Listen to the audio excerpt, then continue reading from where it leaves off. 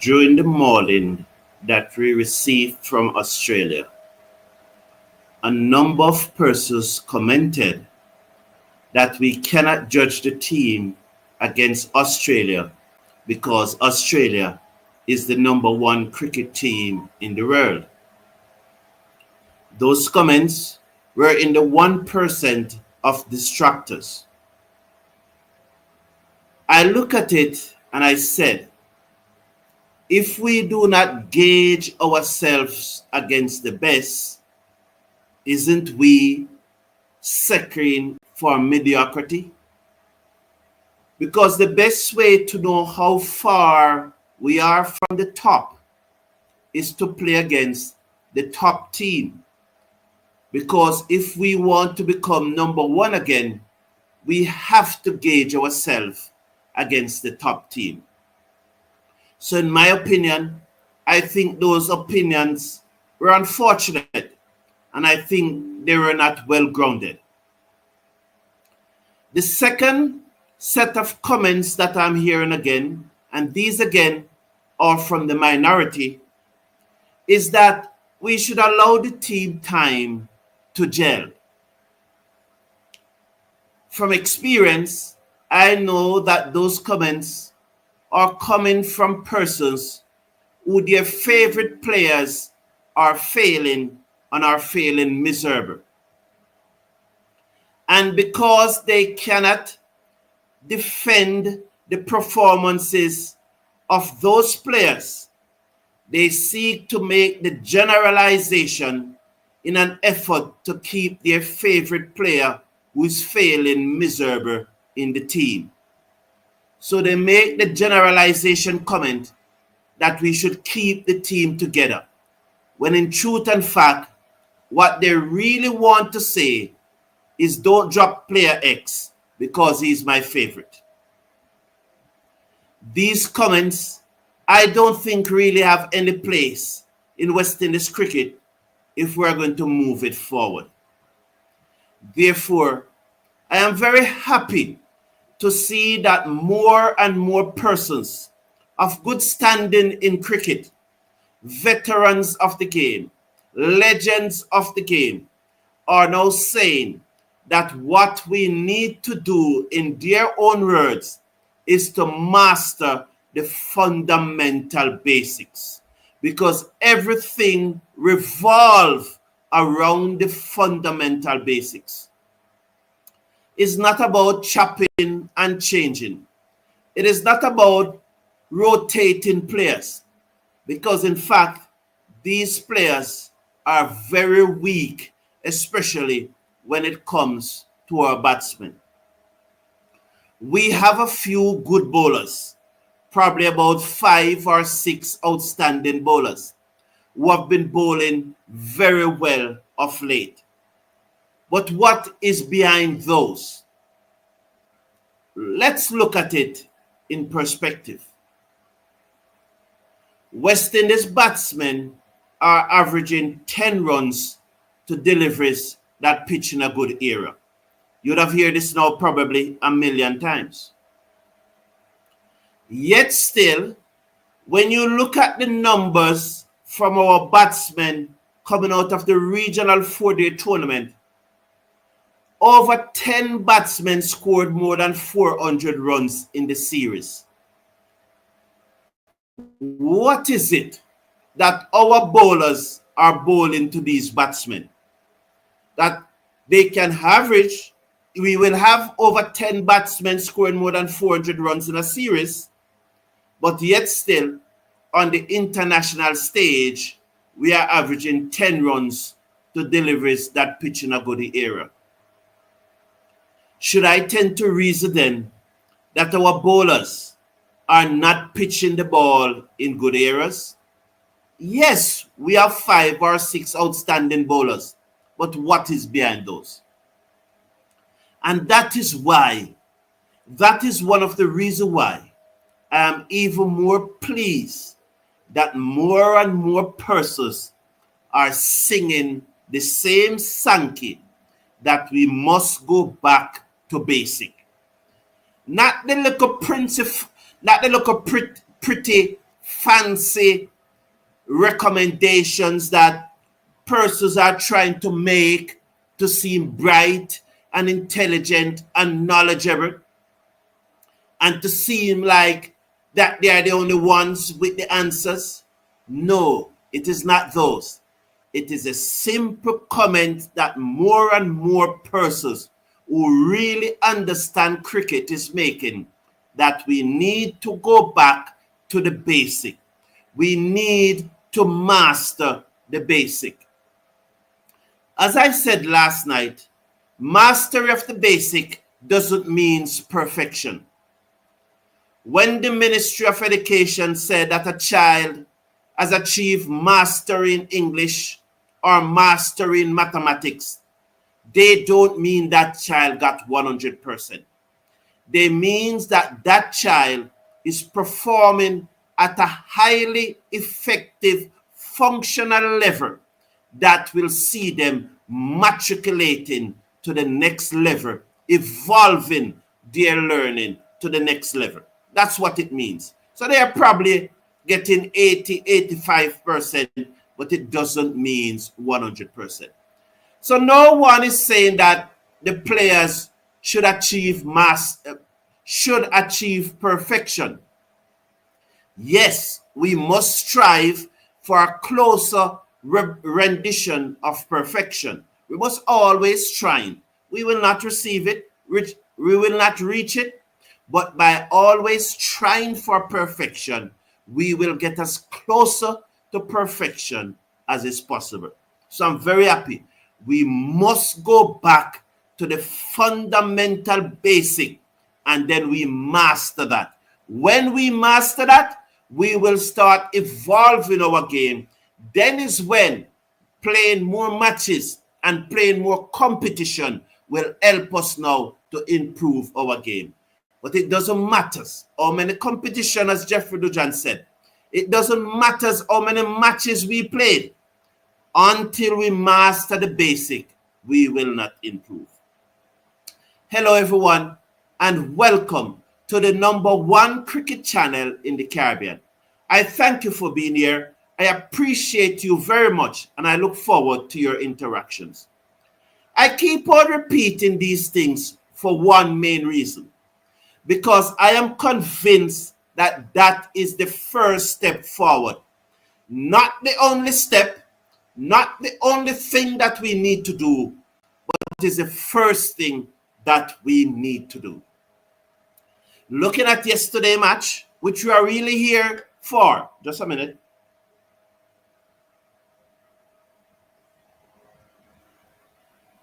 Sorry about that.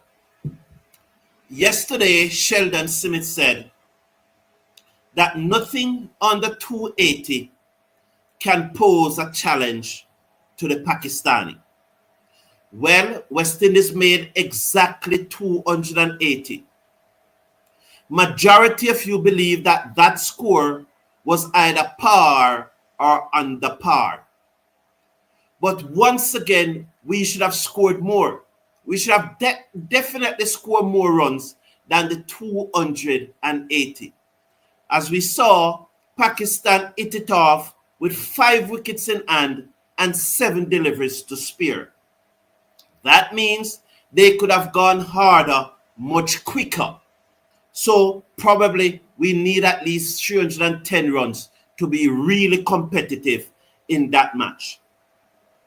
Our batsmen again failed to bat out the 50 overs.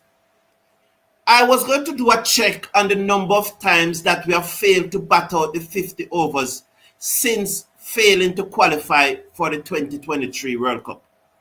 But I am certain that over 75% of the time since 2023, West Indies have failed to bat out the 50 overs in one-day international matches. And that is a serious cause for concern. And once again, it's a situation where we have not mastered the basic to do the simple things so we are able to bat out 50 overs in a one-day international match. Michael Douglas pointed out during the West Indies innings that not one of our batsmen used their feet to the Pakistani spinners, although they bowled 30 overs. I questioned whether Evan Lewis used his feet slightly when he got out at long off, but then someone in the chat said that he never used his feet. Probably I need to look back at it to see if Evan Lewis did leave his crease. And that is one of the things that we need to look at. In the interview with Mal Bascom on Sunday, he talked about West Indies batsmen are afraid to play the innovative strokes like the lap, the ramp, the reverse sweep, the sweep. Now, these strokes are no longer innovative in cricket. They were probably innovative 5-10 years ago, but they are now a part of the cricketing landscape. We have seen our batsmen, they tried it on a few occasions, but it is coming off fewer times than when it is actually coming off. So we are executing it less. There are two reasons for that. One is the thing that I've always said. Because we have not mastered the basic, we are unable to evolve our game. And two, we do not practice the shot often enough. Just looking at the West Indies batsmen trying those shots and looking at other players from other countries trying those shots, just the high test alone, even if you do not know the proper way to do it, just looking, just the high test, you see that the other batsmen from the other countries get into better positions than our West Indies batsmen. And those are the two reasons. We have not mastered the basic fundamental movements, and we have not practiced these strokes enough. We probably, if I am to go by what I've seen, practice them 100 times the most. These other players from these other countries practice them thousands of times. How are we going to be effective? How are we going to be functional playing these strokes when we are not practicing them often enough? So it is not a matter of only playing the reverse sweep, the ramp, the sweep, the switch it. It is also leaving your crease to get to the pitch of the ball. Ease it down the ground for a single, and if you are there, you can hit it for 4, or if you can get under it to hit it for 6. It's not only about leaving your crease to do that, but it's about giving yourself room at the wicket. It's about going deep in your crease. It's about moving across your stump, just manipulating the bowler's line and length, and then you bring those other strokes into the game. Mikel once again pointed out yesterday that the West Indies batsmen were on their back foot to the spinners even before they delivered. This allowed them to pitch the ball up further and cause more chaos. Therefore, it is not surprising that we were once again 30 runs short. And we are not doing these things for one main reason. We have not mastered the fundamental basics of batting. Before I go to the player ratings and come to your comment, because the player ratings is in the live chat just below the video, and I hope that you have clicked on that thumbs up button just below the video. I am asking you to do your player ratings. As usual, I will do mine live, and I'm asking you to do your player ratings, and so we will get an accurate description. Another issue that we saw from the match last night, and this have been plaguing West Indies cricket. Every great team is a great fielding team. And if you cannot bat and you cannot bowl, there are two things that you can do to immediately enhance your cricket. Two, become very, very fit and become a great fielding team. Those two things do not require a lot of technical skills.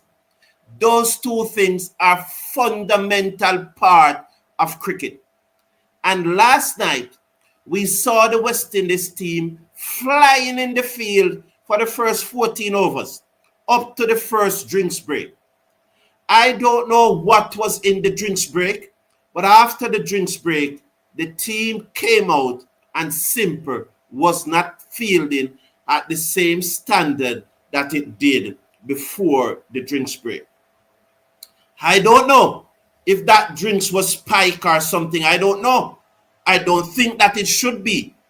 But all of us who were watching saw that after the drinks break, that West Indies fielding performance was a disgrace. And when you compare it to the fielding performance before the drinks break, it was absolutely electrifying, and it was a pleasure to see. Putting the spike in a side of the drinks, which was I just say that to try to be funny, but I don't think that really happened, is that two things that could have caused that. One is that the team is not an elite, fit international sport team, so they tire quickly. And two, once again, it goes back that they have not learned the fundamental basic of fielding. Like just looking at the ball. We saw Evan Lewis at mid-wicket, a ball that went straight to him that should have been 1, turned out to be 3 because he simply was not looking at the ball, and each time he went to pick up the ball, he misfielded. Sheo drop a catch. Gudakesh Moti drop a catch. Who else? I think I can recall either 3 or 4 catches, but I just remember those 2 right now. Justin Grievous Greaves, he just ambered off the boundary, when if he had run faster, he would have come in and take the catch. And what about the umpire, Dayton Butler? They have not showed the replay, but if you watch back that match, Talat was dead leg before. That ball was hit in the middle of middle, and Dayton Butler, a West Indian umpire, refused to give it out. And that partnership went on to have 104 and won the game for Pakistan.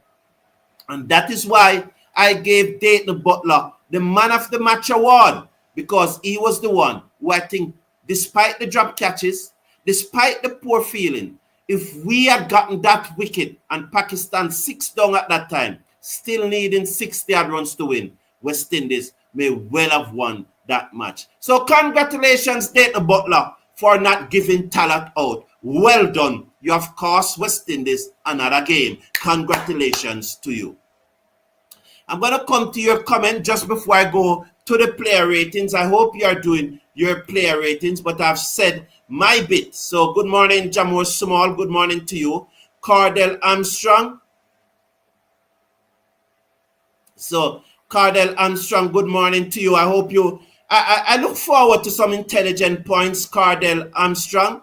Why can West Indies score a runner ball and then last 15 overs they can take off, said Daniel Corbin. I told you, Daniel Corbin, we have not mastered the basic. We have not mastered the basic. When we master the basic, you would have heard it as I rambled along, the things that we can do. It's simple that we have not mastered the basics. We have to pay these players to practice as much as you are suggesting, as much as the Caribbean government need to invest exponentially more into West Indies Cricket Board. Leroy George, I don't agree with that. How much is it, Leroy George, are we paying as a retainer to these players? How much is our retainer compared to the other teams outside of the big three? Of all the other teams of South Africa, Pakistan, New Zealand, and name them, how much West Indies is paying its players a retainer compared to those other teams? And secondly, why do government need to play players? Why? Why do government need to take up my tax dollar to play cricketers who are underperforming? When if they perform, it's simple. If they perform at a high standard, the amount of money they can make by just raising their game. So, Leroy George, I don't agree that government should use my tax dollars to pay underperforming, disrespectful players, when all they need to do is to improve their game and they can earn millions of dollars. You know, that is encouraging laziness. No money, no amount of money paid to these players will make them better. Because if money would make them better, all they would need to do is to put in the work and improve their game, and they will make millions. Disappointing loss once again. So many chances to win, but can only snatch defeat from the jaw of victory, said Fidel da Silva. You know, and it's very interesting that someone made a comment earlier. I don't remember the person's name, but I was really looking forward for an intelligent comment to start the show, but that comment was so disappointing. And you remember I was saying that persons are coming up with these comments not because the West Indies team is not performing badly, but they're coming up with some ridiculous comments. And I'm not saying the persons are ridiculous. I'm saying the comments are. Some ridiculous comments because their favorite player or coach or so on, they can't find a defense for them. Can't. So the only thing that they come up with is some ridiculous comments. And I just hope persons will react more intelligently. You know, I definitely hope so. Banana Brooks is saying, is it me or is it there two Jaden Seals in the players rating form? Probably I make a mistake again. I'm very good at that. One should have been Jediah Blades, eh? I definitely one should have. I guess there's no Jediah Blades there because one should have been. Wow, it's me, man. Me is you can imagine last night. So Carty, Hope, Rutherford, Chase, Shepherd at 7, Budakesh Moti at 8, Shamar at 9, Jaden Seals at 10, Jediah Blades at. So what we need to do now is to delete one Jaden Seals. Yes, so thank you very much. So the form is now updated. Yes, so just ignore if you have done the form already. I guess you would have ignored Jaden Seals. The form is now updated. So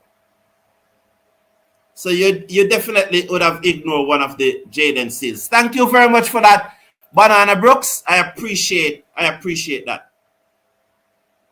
Yes, so just leave out one of them. But if you had done it, I hope that you'd have leave out one of them, and now you would have now seen. Papua New Guinea is probably the best fielding team in the world. Great fielding, Ems, but Uganda beat the best fielding team. Leroy George, I think you missed the point that I'm trying to make, but I really want to end this show quickly, so maybe another time I'll go over that. The team hitting at all-time low, said Jamor Smalls. Yes, and there's a live poll going on where I asked the question, since these three guys are really the three key guys in West Indies cricket, Shallow, Bascom, and Sammy, they are really the three guys, the president, the director of cricket, and the head coach, who is the operation manager. And 55% agree that the team have gone lower. I would be interesting to hear from that 12% who think that the team have improved. I would be interested to hear why you have came to that conclusion. Very interesting to hear. Good morning, my dear friend, TV and Cricket Power Play. I guess you're home now. I know that you were in Las Vegas last week. I hope you have won some money. But good to be back. Good to be back home. I'm glad that you are back home safely. I know you landed probably early this morning, and you'd have traveled all night last night from Las Vegas. And I do hope that you won some money, and I hope that you and your wife, Christina, had a whale of a time. And once again, I want to thank you for your hospitality when we were in Florida. And so big up to you, TV and Cricket Power Play. Much love, man. One love. And as I said, you can check them out. If you have a wedding going on, a function going on, a cricket match, anything that you want to stream live, TV and Cricket Power Play and TV and Studio 4 will stream it live to the world for you. They have a mobile studio and they're doing a good job over there in Florida. Does anyone keep track of how many fielding errors are committed and how many runs resulted from those errors? There's a software that can do it, Dr. Doom and Gloom, and it's probably something that I really need to check on, you know. Cricket grows GDP and patriotism. Cricket, GDP and patriotism are commonly held needs of a nation. Well, boy, I'm telling you the truth. George, you're gone somewhere else. Good morning, my general. Embarrassment continues. Yes, it continues. TV and Cricket Power Play, and it definitely continues. I am concerned, sir. Captain Sheob can't get it right as yet. Too many matches been lost. And I'm going to really talk about Sheob when it comes to the player ratings, when it comes to the captaincy part, you know. And that's a good question. Why Hope doesn't trust Shepherd to bowl the death overs? Now, I don't know. Because if you were on the live last night, that is something that I spoke about. Why is it that Shepherd was bowling the death overs? For the past 5 years, we have been investing in Shepherd to bowl the death overs. He's not always good at it, but there are times when he nailed it. But he's one of the bowlers that we have been investing in the last 5 years to bowl those death overs. Unless he was injured last night, Sheob have something to explain. He must have to be injured. Was it the algorithm bot saying that you need to bowl a left arm seamer at that time? I don't know. Probably it was the algorithm bot. West Indies bowling is not bad. It's batting that needs to improve. Yes, Clyde, we agree with that. Afghanistan is a good fielding team. The big team struggled against little Afghanistan. Yeah, man, yes, Jamor Small, because you see, I watch Australia against the West Indies, especially in the 2 T20 at Savannah Park, to be live in the ground. When the ball hit in the air, you can't relax because it just appears that once it is in the air, no matter where it is, an Australian fielder is going to get to the ball. That's how it looks in those matches. It just looks like you can't hit it further away from them enough to be safe. Mark you, it doesn't always happen, but that's the appearance that you get. And a batsman batting would have that same feeling, knowing that you just cannot play the ball into the gap and take it for granted that this is a run. Because these guys are going to get to the ball much quicker, much quicker than what we do in our regional 4-day tournament. You know, we often said times that cricket is a religion in India. It is probably not a religion in Australia. But in Australia, cricket is a serious thing. Even great cricket in Australia, you know. Great cricket in Australia is not fun, you know. It is not fun, even great cricket, even school cricket. It is not fun. It's a serious thing. And I'm not saying that it is fun in the West Indies. But great cricket in Australia, the professionalism of those players, I'm not talking about Sheffield Shield, I'm talking about great cricket, the level below. The professionalism of those players in great cricket is higher than the professionalism of the West Indies senior cricket team, you know. Yes, you know, so we have to understand the impact of fielding. I am not, you know, I think somebody was trying to make it out, to project it, and that's one of the things that I will ban persons for who try to project. that because I was not projecting that a great fielding team means that you're a good cricket team. I said that if you cannot bat and you cannot bowl, you must be able to feel great. You must be a great fielding team. And that's where it starts. I said, of course, that every great cricket team is also a great fielding team.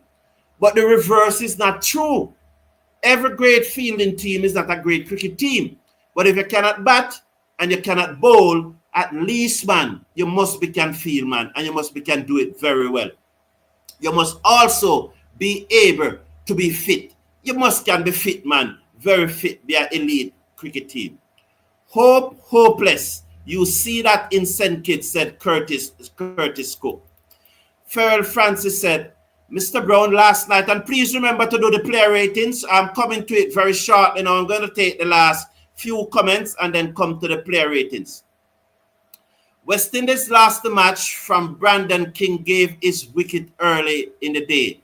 Casey Carty, after looking so good, lost his wicket carelessly. The patch was good for batting. So Farrell Francis believes that because the opening batsman get out for 4, we lost the match there.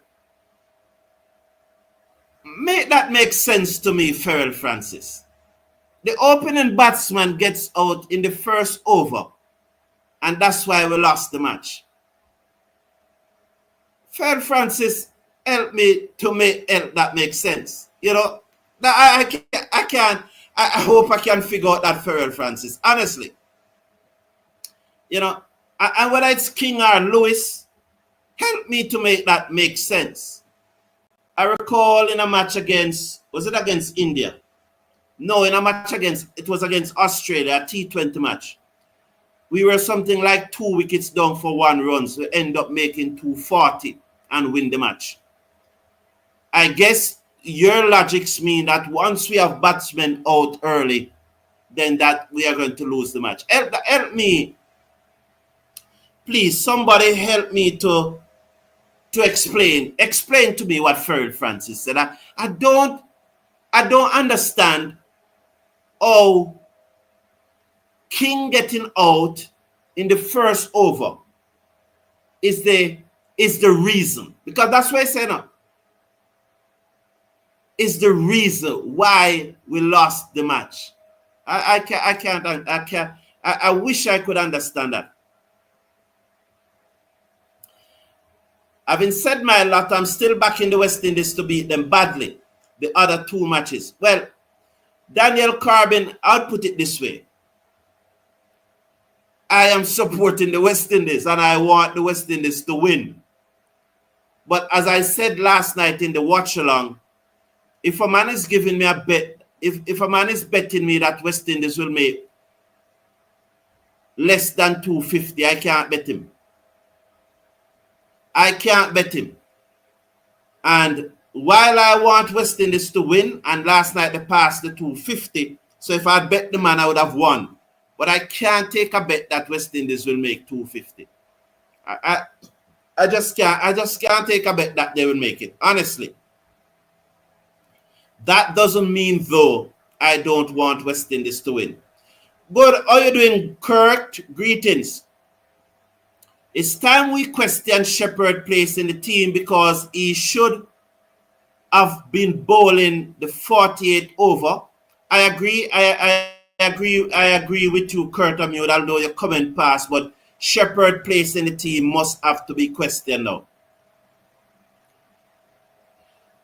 I do not fully agree with Farrell, but West Indies did lose an over and a ball, and King made more runs. Well, I do not understand that logics. I don't know how it comes down to, and this is a challenge, you know, that I'm trying to, this is what I keep on preaching to you guys, you know. It doesn't comes down to any one person why we lost the match. It has to be a collective. Now, I can tell you up front, I'm going to give King 1 in my player ratings. 1 I'm going to give him. But we cannot single out Brandon King making 4 to be the reason why we lost the match. how do we get there? How do we get there? You know, I don't know. I do not honestly don't know. And again, Kirkamute is saying that we're missing Paul to partner Seals and Shamar, and Mayers could open sometimes our Bat Shepherd. These things are not going to solve it. Not going to solve it. It doesn't matter who we play right now. It's not going to solve it.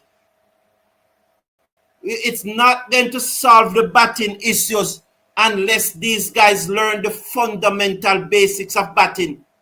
All the names that you have been calling have been failing. All the names have been failing.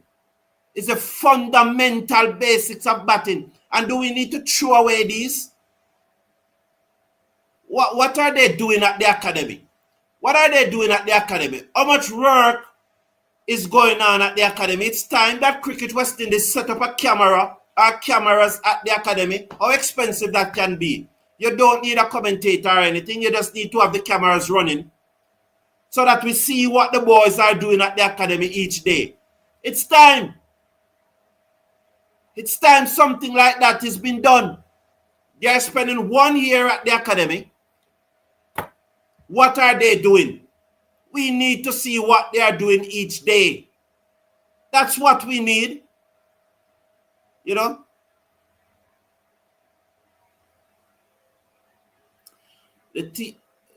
Naya said, when did I sing?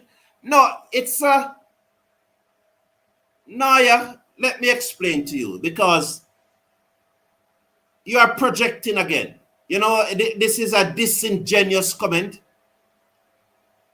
I single out players' performance. You never heard me yet saying that a single player caused us to lose the game. I single out every player performance, every player. And I'm going to do the player rating, and that's what I do. I single out every player performance and rate them.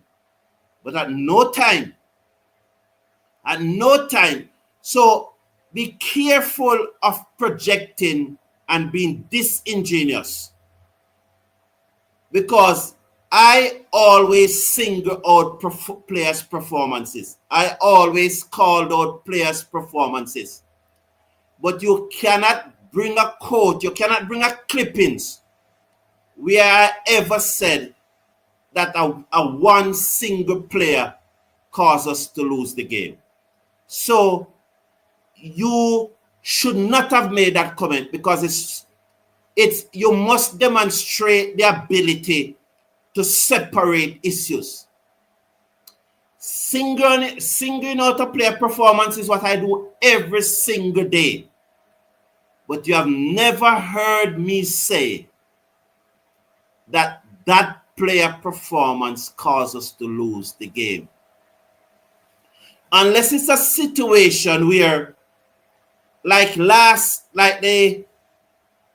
it the T20 final for women, or was it the ODI final? I think it was a T20 regional final between Jamaica and Guyana, where the very last delivery, with Guyana needing 2 runs to tie the game and 3 runs to win, the very last delivery, the ball played straight back to the bowler, and the bowler misfielded. And let's see a scenario like that.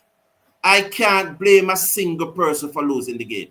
Because when the young lady misfielded that ball, she bowled the ball played back straight to her, and she doesn't feel the ball. And Guyana ran 2, tied the match, and then winning the super over. In that scenario, yes, she caused us to lose the game. But I always single out player performances. But I've never yet, you hear me say that one single person caused us to lose the game. So you guys don't do that. You need to reflect a greater level of intellectual maturity in your reasoning, you know, and you know, just show a greater level of intellectual maturity in your reasoning. Now I'm going to do my player ratings, and I hope that you will do yours too. So let's get going with the player ratings. And so let me just get this up and running. Yes, so that's the player ratings is on the screen. So I will now do my player ratings live. As I said, Brandon King won. You made 4. You have to get 1. There's no other reason. There's no other score you can get but 1 after making 4 from 5 deliveries. And the way he got out to, his foot was going down the pitch instead of going across to the ball. So there is no other way that I can really give him more than 1 for that performance. So definitely Brandon King won. Evan Lewis 60 I think from 63 balls, a good strike rate of 90, 96, 97 about there. 60 from 62 deliveries. It 5 4s and 3 6s. And he had some blunder in the field, especially that one that should have been a singer, and they end up 3. That really took some energy out of the team. But 60 I can't get, and especially the blunder in the field. So for me, Evan Lewis is a 6. Casey Carty, he came in, he made 30 from 39 deliveries, a strike rate of 76. And in modern T20 cricket, a strike rate of 76 is always going to be below par. 30, if you look at a half century being the average of 6, and when you look at his strike rate and a 30, so for me in judging Casey Carty, and he got out of a full toss, which he should probably just stand up straight and drive wide of mid-wicket for 4. But he took his eye off the ball hit the back of the bat and was comfortable caught at slip. 3 for Casey Carty. Sheo batted a long time. Yes, he made a half century. You have to give some credence to the half century. But he took 77 balls to make 55. He dropped a catch. He dropped at least 1 catch. He misfield a number of balls, especially when Joseph came back for that 7th over. Was it Joseph? Either Joseph's 7th over. When Joseph came back for his 2nd spell, there are a number of balls that passed in that really he should have gotten to them. 55, a half century is a half century, but then he took 77 balls to make the half century. That's a strike rate of 71. When somebody made a 50, you want to give them 6, you want to give them at least average. But a strike rate of 71, a drop catch, misfield, I can't give him more than 5 or 4. I can't give him more than 4. The strike rate was 71, the drop catch, the 2 misfield, the lethargics, I can't give him more than that. Rutherford 1. He made 10. He made a good stop in the field. So should I make that 2? I see some effort from Rutherford in the field, but then again, fielding is basic. Fielding is like, that's your job. That's your responsibility. Can't give him more than 1 for 10. Raston Chase, my player of the match. I wonder why he came on to bowl so late. When he got out, I think that he was satisfied with reaching 50. I think he was tricked by a slow delivery. To me, when he got out, it just came across to me that he was tricked by a slower delivery. But 53 from 54, strike rate of 98. That's what you want to see from your top 6 batsmen. And having batted 6 and made 53 from 54 deliveries. And when the West Indies bowled, and this is something that I will talk about when I'm looking at the captaincy, but he bowled 8 consecutive overs, 1 for 41. He has the 2nd lowest economy, except for Gudakesh Moti. Shafin Rutherford bowled 4 overs. That went for 20 runs. So that would be less than Chase. And I'm very pleased to see Chase's performance.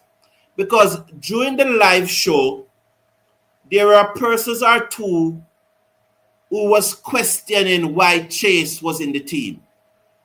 I made the point that Chase was a sure pick in my white ball teams. Chase should not be anywhere near the test team, nowhere near the test team, much less captain. But in the white ball team, Chase is a sure pick, just like Sheho and Casey Carty. They are sure pick, but they should not be near the test team. And I asked Mikel Douglas to look up Chase numbers just to confirm that Chase was our most economical bowler in white ball cricket over the last 3 years. And it did show that although he was not the most economical ODI bowler, Gudakesh Motie of that title, he was our second most economical bowler. And I have always said it, we must look at the players' performances before we make a judgment. Too many of us decide that a player should not play or a player should play based on the country that the player is from or based on whether or not we like the player. But because I don't like any player, I can really always assess their performances. And Chase was my man of the match last night. I'll give him an 8. I don't know why Romario Shepherd didn't bowl at the death. His 5 overs nonetheless, his 4 overs nonetheless went for 20 runs. But the thing about it, he's batting in the top 7. And when you are batting in the top 7, I'm going to judge you for your bowling and your batting. From 8 go down, I judge you for your bowling and top it up with your batting. But at 7, I'm going to judge you for both batting and bowling. 6 and 7, when you're in that position, I really expect you to perform in a dual role. And so batting at 7, he made on the 4. And interestingly, 4 from 10 deliveries. So I don't know, is he carrying an injury? And then those 4 overs for 20 runs, why he didn't bowl? 4 overs for 20 runs going at 5, that's good enough. That deserves a 6. But then they are saying why he didn't bowl anymore. And then he made on the 4 runs from 10 deliveries. So really and truly, I can't give him more than a 3 because the 4 overs for 20 runs deserve a 6. But then when you look at the other mitigating circumstances, I can't give him more than a 3. Gudakesh Motie again was good with both bat and ball. He tried one of those ramped and got bowled down for 31 from 18 deliveries, a strike rate of 172. So batting at 8 and scoring 31 from 18 deliveries. And then in the match, he was a most economical bowler. I thought then that he was going to really win the match for West Indies. I thought that he should have gotten 4 or 5 wickets. It was not to be. The Pakistani played him well. That last over from Gudakesh Motie. When I talk about cricket IQ, Rizwan, in playing that last over from Gudakesh Motie, you could see that he decided that I don't want anything off this over from Motie, Once Motie don't get us out any wicket in this over, we are going to win the match. And he basically blocked the first 4 deliveries, got a single off the 5th one, and Nawaz was able to negotiate the last one. That is high cricket IQ. Nonetheless, we are giving Motie's player ratings, and 10 over 1 for 42, and then 31 from 18 deliveries. I can't give Gudakesh Motie nothing less than an 8. I give Rastan Chase the man of the match award because, but then I'm having second thought here now because Gudakesh Motie 31 came off 18 deliveries. That's a strike rate of 172. And in limited over cricket, you really have to look at it. Not only the number of runs that the person score, but how quickly the person score. And is 8 overs, is 10 overs cost 1 run more than what Chase 8 overs scored. So maybe Gudakesh Moti could get the man of the match award. I would not have a problem if someone give it to Gudakesh Moti. I'm probably even having second thought now about Chase. So it's for me, it's a toss-up between Chase and Gudakesh Moti. So any one of those you want to get. Shamar Joseph again bowled splendidly, especially in his opening spell. And I think his first 5 overs went for 17 runs, and then his 6th over went for 9 runs. And I said then, even before he bowled the 6th over, he should not have bowled it. I think his injury affected him in his second and third spell because he was carrying an injured shoulder, and that could have affected him. But in those overs, in those latter overs, you're always going to go for more runs. And again, he saw 9.5 overs, 2 for 65, the only West Indies batsman to get 2 wickets. The only West Indies bowler to get 2 wickets. He made 8 runs from 8 deliveries with the bat, but that doesn't affect somebody who is batting at number 9 in my ratings. It doesn't. No, it can affect it positively, but if he made ducks, it doesn't affect it negatively because he's really in the team to bowl. So I think 2 for 65 from 9.5 overs, 6 are ratings of 6. You know, the 65 runs would have gone against him. Jaden Seals once again was brilliant up front. He bowled really well, especially those first 5 overs. And I think his first 5 overs went for 20 runs. He came back, bowled his 9 overs, 1 for 59. Now, again, that's average. Can't give him more than 6. Average, 1 for 59. Average performance, 6. Jediah Blades, in his first match, in his second match, a 1-ball Yorker. That, again, doesn't contribute to his ranking. He never bowled well. And I wonder, I give him a lot of credit. I give Blades a lot of credit for putting his hand up and bowl overs number, 46 and 48. Yes, he was all over the place. But the fact that he went for only 53 runs from his 7 overs, his first 3 overs went for 18 runs. He came back and bowled a good spell in the middle there. In his second match, now, there was a lot of purses hitting at Blades in the watch-along. And I was very strong about this. I don't think that Blades should get more than a 4. And I'm not going to give him more than a 4. But as I said in the watch-along, this is a young man playing his second ODI match and playing at the death.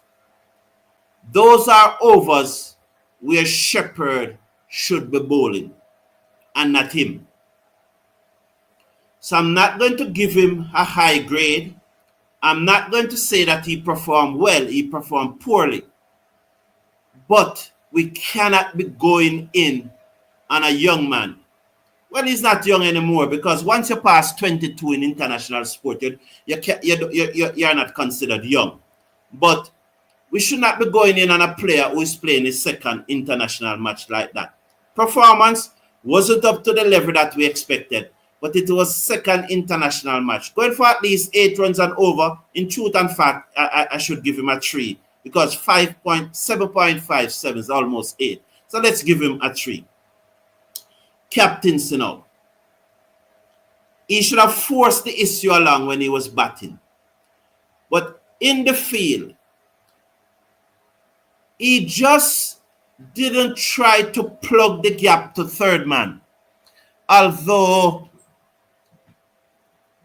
the Pakistani were getting so many runs going down to third man, he made no effort to force the Pakistani to do something different. Now, we saw what happened when he had a fielder at short third man, backward point, and cover. Babar Azam got a long up. which he should have hit away for 4. But because the fielder was at backward point, he picked out the backward point, and Babar Azam did not get any run. If that fielder was, for example, on the boundary, and Babar Azam get a single, he would not be on strike. The fact that Babar Azam did not get any run off that delivery, 2 balls later, 2 deliveries later, he chose to do something different.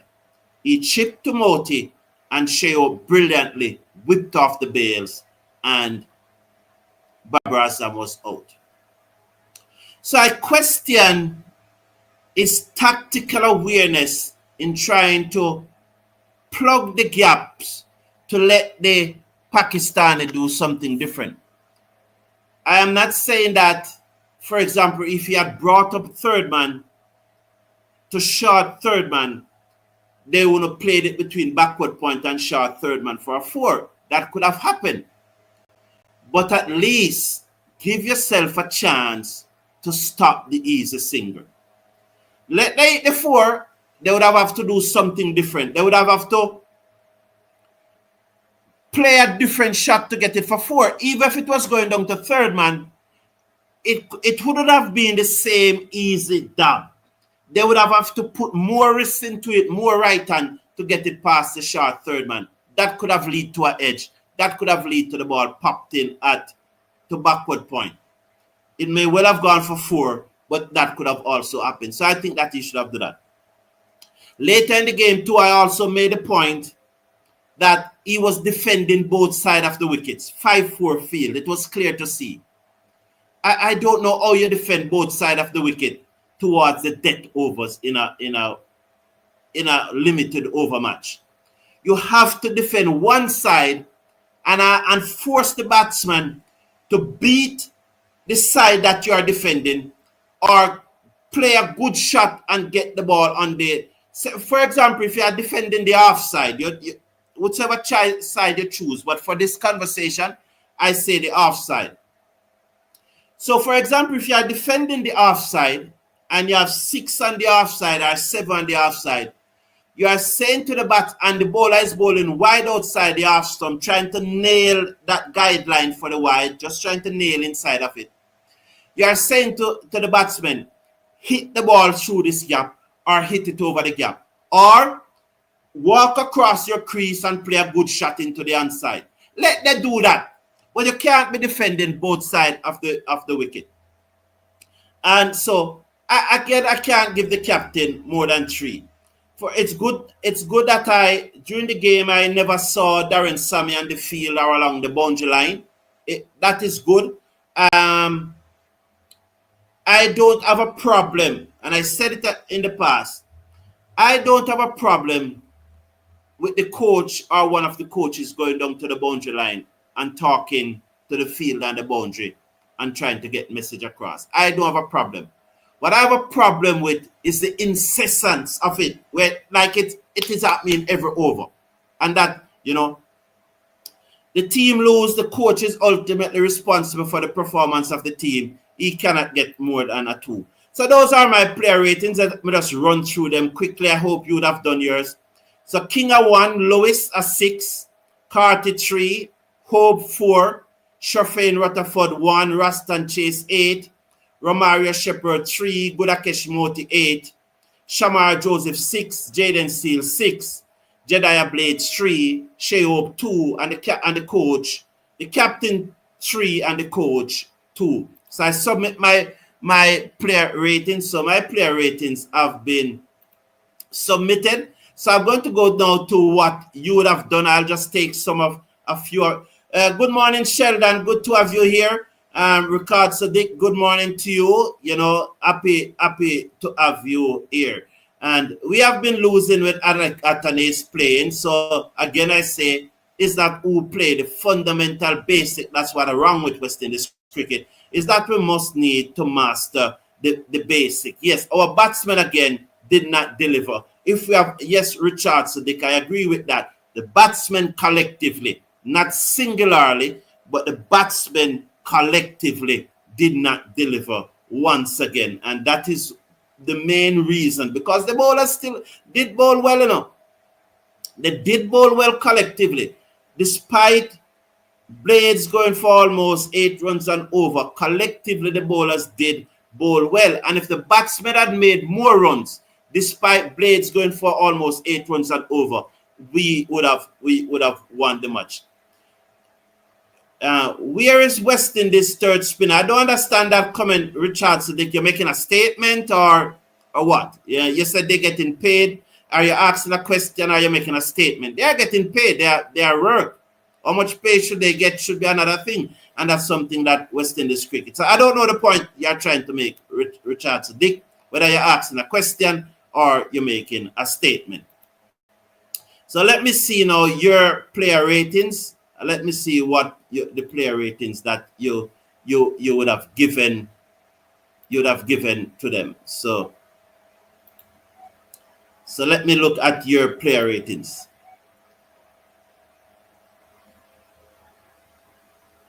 So just a minute there, coming to your player ratings. Just a minute, so that I can see. Yes, that's the player ratings. Yes, so just looking at your player ratings. So Brandon King, well, I agree with that. Brandon King get a 1. I don't have any issue with Brandon King get a 1. I also gave him a 1. Evan Lewis, 6. Yeah, 6. I'm okay with 6.5. So 6.5 for Evan Lewis. I am okay with that. I think I gave him a 6, but 6.5 is okay. Casey Carty, 3. Yeah, I gave him a 3 too, so I'm good with that. Casey Carty getting a 3. Shea Hope, 5. Yeah, I am okay with that. I think I gave him a 5 also. One person gave Shea Hope a 9. I think that's a Shea Hope fan, a die-hearted Shea Hope fan. I mean, do you really think a strike rate? The person who gave Shea Hope a 9 now, do you, let me ask you this question. Do you think a strike rate of 71 can win one-day international matches? Yes, Sheffield Rutherford a 1. Yeah, 1 for Sheffield Rutherford. Ruston Chase got a 7. Well, I have no issue with you giving Ruston Chase a 7. I gave him an 8, but 9 of you gave him a 7. So I am fine with that. I have no issue with you giving him a 7. Romario Shepherd, 2.5. I am comfortable with that also. 2.5 for Romario Shepherd. This is good enough. This is real mature rating thus far. Budakesh Moti, you gave him a 9. Well, I gave him an 8. You gave him a 9. I really think that. Now, I am okay with you giving him a 9 because this is a democracy. And I stood by the 9. So his rating is a 9. But I want to ask a question though. All that pitch was biting and turning and the revs that Budakesh Moti was getting on the ball. Don't you think that he should probably get 2 or 3 wickets? And what about the catch that he dropped at short third man, which is a dolly? I'm saying that you gave him a 9. The majority stand, his rating is a 9. But I'm just trying to put those things on the table and said, oh, you reason that out. Though the pitch was taking spin, and as the main spinner in the team, shouldn't he have produced more wickets? And shouldn't he have taken that dolly at short third man? Shamar Joseph at 9. You see, I have to go with the 9 because that's what most of you voted on. But I can't accept it. I can't accept the 9. While I respect the fact that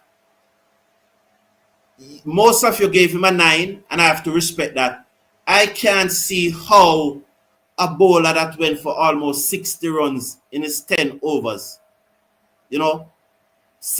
almost 60 runs in his 10 overs, get a 9 and only got 2 wickets. I can't see. So I can't see that. I'm not in agreement with. I'm not in agreement with the 9. I have to accept it. I have to respect it, but I'm not in agreement with it.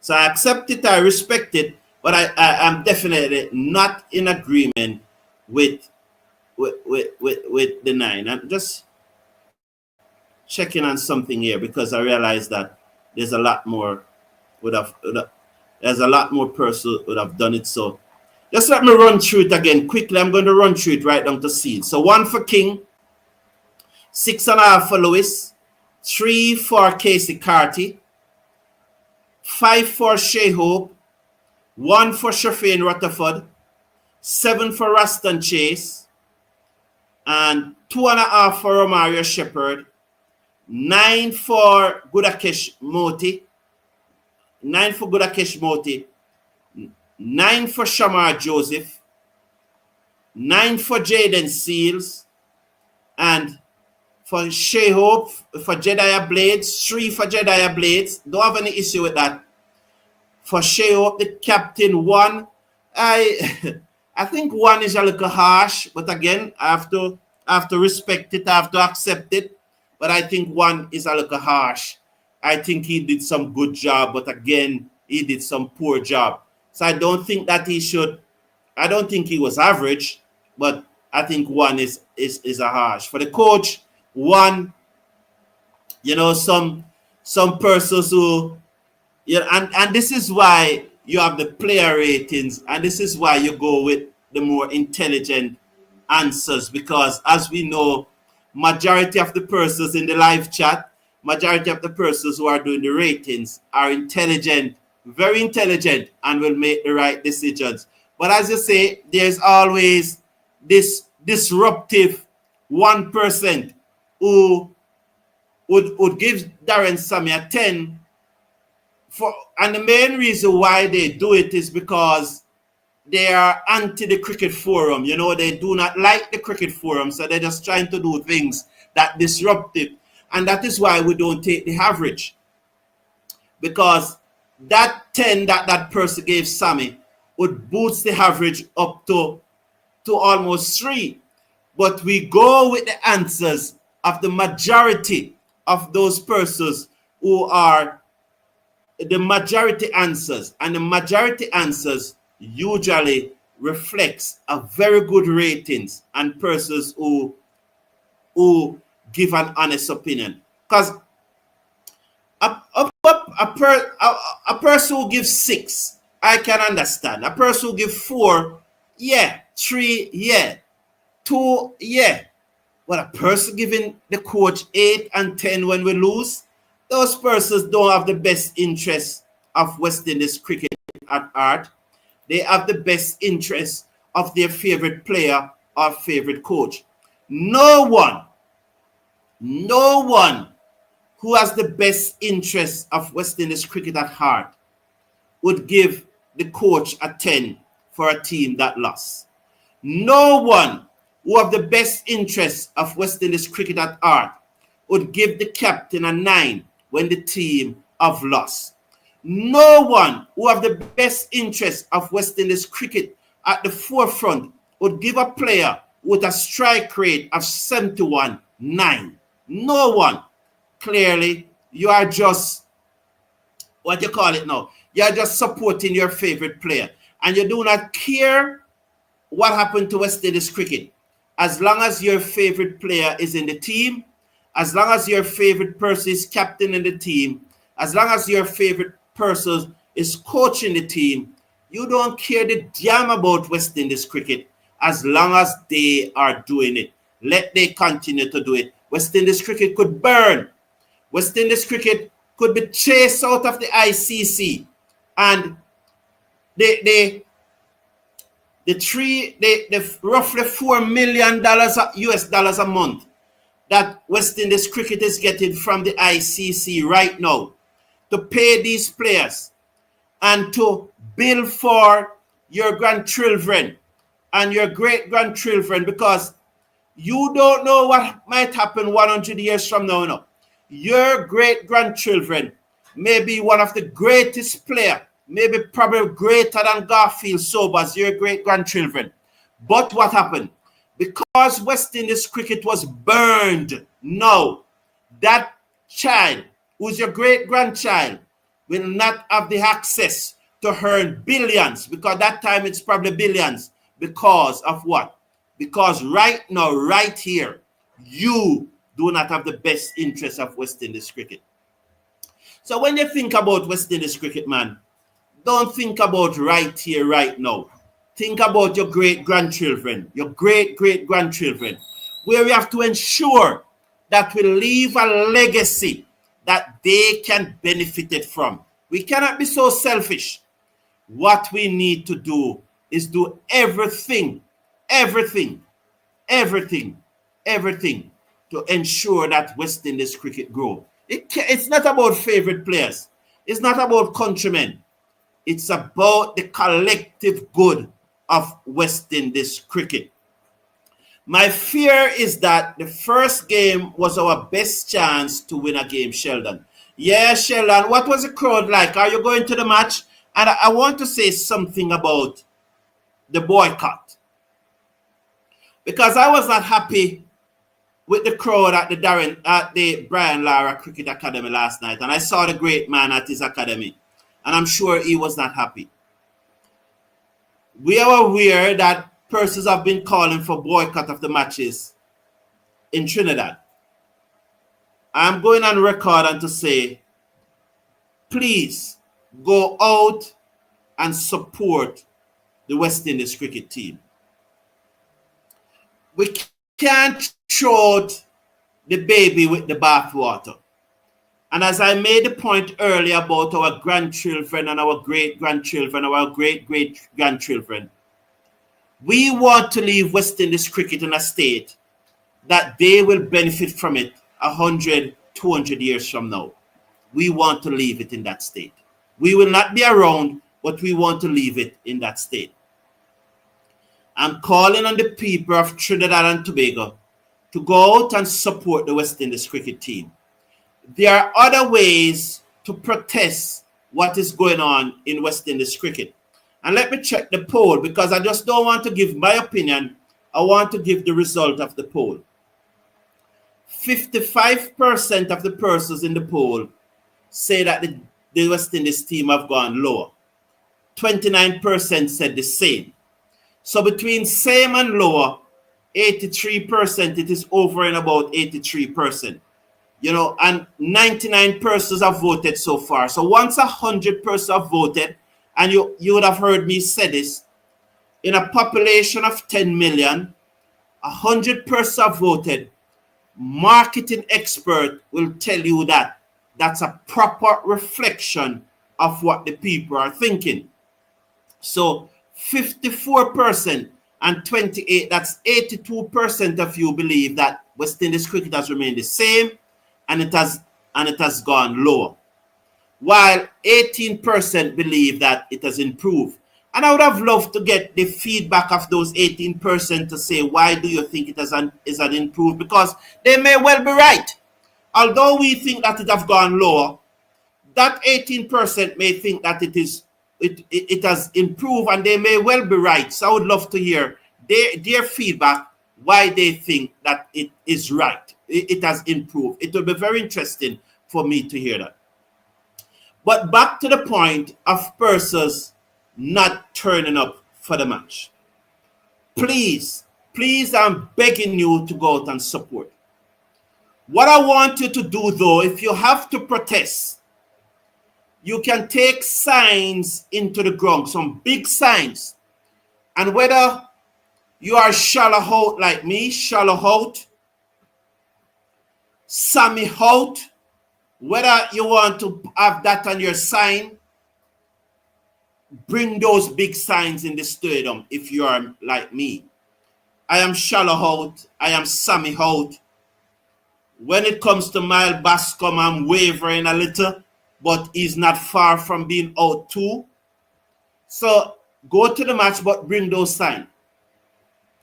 One of the best way, though, of protesting, one of the very best way of protesting. Imagine the Brian Lara Cricket Academy is filled to capacity tomorrow. And being a day match, and the match finished by about 5:30, so it will still be daylight. What if nobody decide to leave the stadium and you decide to sit in? You imagine the headache that would give everybody. You imagine the headache that would give Cricket West Indies. The headache that they're going to have when they want to close the stadium, when they want to shut down the stadium, and they want to go home to their hotel and pop their champagne and laugh. And you are there sitting in for 2 hours. You can imagine the chaos it will cause. So I think that is a better protest than abandoning the game. Go and watch the game, fill the stadium, but after the game, don't leave. Don't leave. Stay there. A sit-in protest.